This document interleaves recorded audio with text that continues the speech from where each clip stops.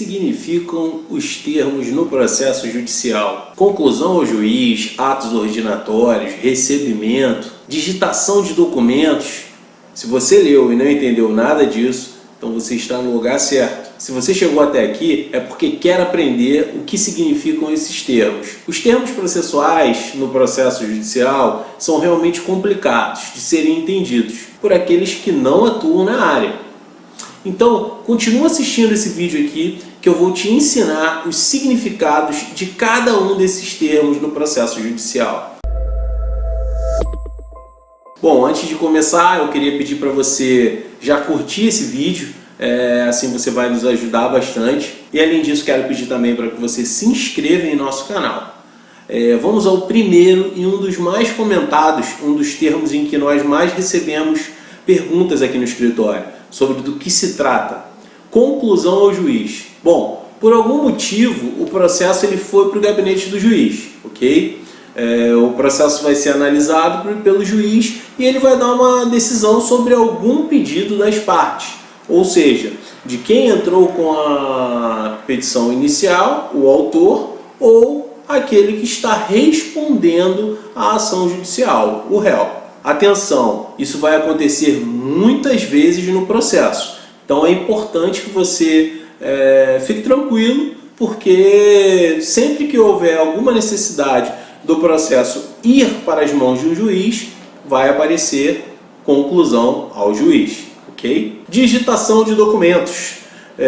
Muitas vezes os clientes nos perguntam: mas o que se trata, doutor? Eu vi que está digitação de documentos, mas tudo não é digitado? Bom, digitação de documentos é muito simples. Quer dizer que algum documento específico está sendo digitado. Ele pode ser um mandado de citação, um mandado de intimação, ou qualquer outro documento, um ofício, ou qualquer outro documento que o juiz tenha ordenado ao cartório para que o cartório elabore e o emita, ou espeça. Vamos ao terceiro agora, o terceiro termo, que seria mandado de citação.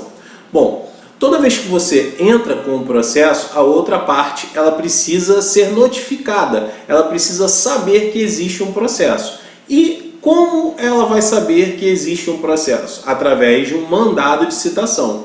É um documento que vai ser elaborado por algum funcionário do cartório, ordenando para que essa pessoa compareça em juízo para se defender daquela ação que está sendo interposta contra ela. Atos ordinatórios. O que seriam os atos ordinatórios? Bom, eu quero até abrir um parênteses aqui que é muito importante. Tudo que o cartório fizer, que não for um ato necessariamente realizado pelo juiz, pelos funcionários lá daquele cartório, daquela vara, uma vara civil, uma vara de família, é um ato ordinatório. E o ato ordinatório ele significa exatamente isso, que é um ato elaborado, é um ato feito por um dos funcionários do cartório. Um exemplo é quando um funcionário do cartório certifica que as custas estão faltantes. Ou, por exemplo, um funcionário do cartório certifica que o prazo expirou. Isso é um ato ordinatório. Ele vai certifico que o prazo expirou sem que as partes se manifestassem. Vamos ao próximo? Juntada. Bom, nesse caso, a juntada ela pode ser de uma petição, ela pode ser de um ofício, né? Petição é um documento onde as partes, através de seus advogados, fazem um pedido ao juiz. Tá? Pode ser uma juntada de certidão do oficial de justiça, enfim. Tudo que for acrescentado ao processo, seja uma petição, um ofício, uma certidão, vai constar como juntada, despacho. Esse despacho ele representa um ato processual praticado pelo juiz. Despacho de mero expediente, ele não apresenta nenhum tipo de conteúdo decisório. O que eu quero dizer com isso? Em primeiro lugar, que o despacho ele não traz nenhum prejuízo para ambas as partes envolvidas no processo. Não traz nenhum prejuízo. Às vezes o juiz ele determina da seguinte forma: venham as custas judiciais, informe-se o novo endereço do réu, redesigne a audiência de conciliação. Isso é um despacho de mero expediente, não traz nenhum prejuízo ao processo. E que muitos clientes também nos perguntam: doutor, eu vi que tem decisão interlocutória no meu processo, o juiz decidiu o meu processo, o que aconteceu? Não, a decisão interlocutória, ela é todo pronunciamento, tá, do juízo decidindo sobre algum pedido das partes, mas que não põe fim ao processo. Vamos a um exemplo: um pedido de tutela para que o nome do consumidor não seja incluído nos órgãos de proteção ao crédito, SPC e Serasa, um pedido, uma decisão referente a um pedido para que um remédio seja fornecido por um plano de saúde, uma decisão referente a um pedido de cirurgia que foi negada pelo plano de saúde, ou um exame. Isso também é uma decisão interlocutória, e dessa decisão cabe recurso. Sentença: essa é a primeira decisão terminativa do processo, tá? Nela o juiz ele já apurou as provas, ele já viu o que ambas as partes alegaram e vai colocar fim nessa fase processual através de uma sentença, que é uma decisão terminativa, diferente do despacho da decisão interlocutória. Nela o juiz vai estar decidindo sobre o seu caso, dando parecer favorável ou não. Lembrando que contra a sentença cabe recurso, e quando eu falo terminativo é referente somente à primeira fase do processo, a fase de conhecimento. Depois o processo vai continuar, pode ainda ser interposto um recurso, chamado recurso de apelação. Dessa sentença pode ser interposto também os embargos de declaração, enfim. Então essa é só a primeira fase do processo. Vamos a mais um termo no processo judicial, um termo judicial muito utilizado e que as pessoas realmente nos perguntam, os clientes nos perguntam: penhora.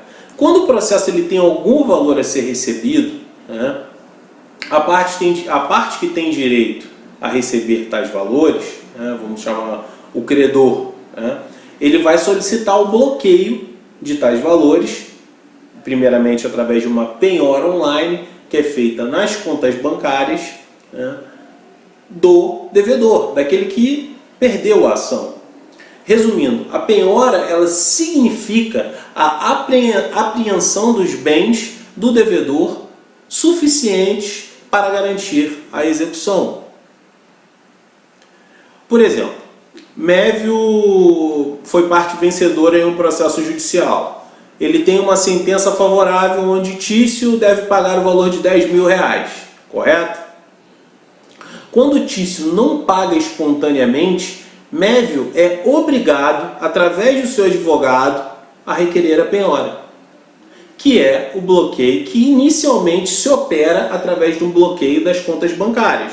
Mas isso pode ser feito também, pode ser solicitado ao juízo as últimas declarações de imposto de renda, ofícios ao Detran para saber se essa pessoa tem automóvel, se essa pessoa tem alguma moto, algo de valor que esteja em nome dela. E esses bens serão leiloados e o valor do leilão será utilizado para pagar o credor.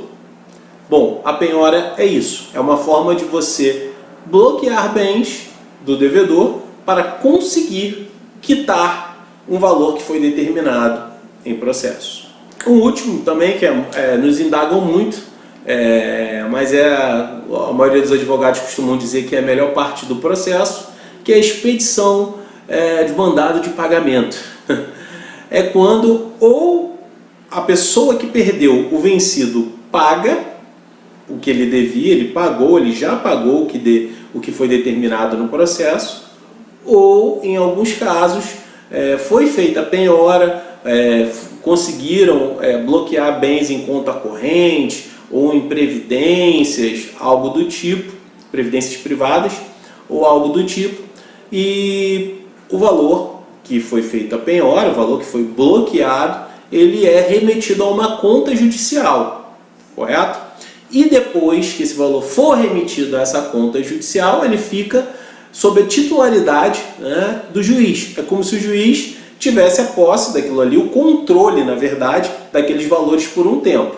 Quando chega ao final do processo, que não cabe mais recurso, que tudo que poderia ter sido feito já foi feito, o juiz manda que o cartório elabore um mandado de pagamento.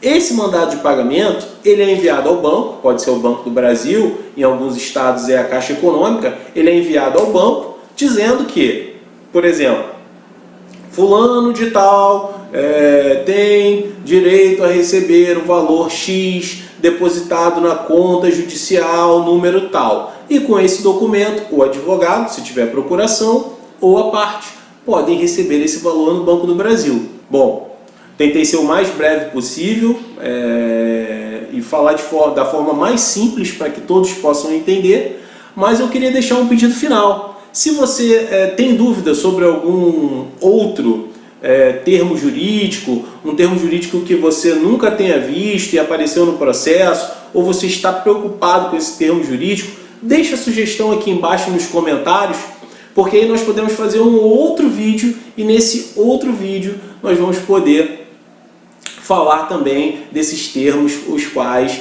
suscitam dúvidas de nossos clientes e do público em geral. Tá ok? Agradeço a sua audiência, peço que mais uma vez você curta esse vídeo e se inscreva em nosso canal para não perder nenhum vídeo. E lembrando que nossos vídeos vão ao ar toda quarta-feira às 8 horas. Um abraço e até logo!